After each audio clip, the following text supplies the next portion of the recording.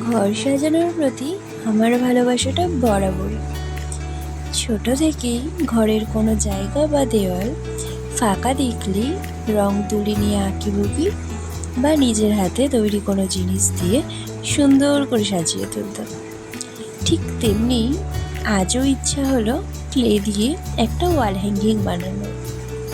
তাই যেমন যেমন জিনিস মনে আসছিল তাই বানিয়ে নিচ্ছিলাম।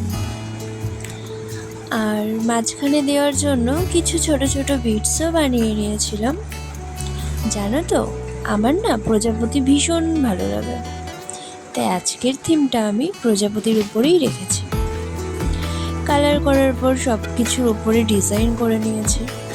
এই দেখো, কথা বলতে বলতে আমার কাজ প্রায় কমপ্লিট। এবার সুতো দিয়ে বেঁধে নিলেই একদম তৈরি।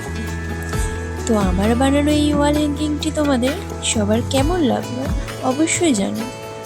আজকের ভিডিওতে এতটাই। দেখা হচ্ছে পরের ভিডিওতে। টাটা।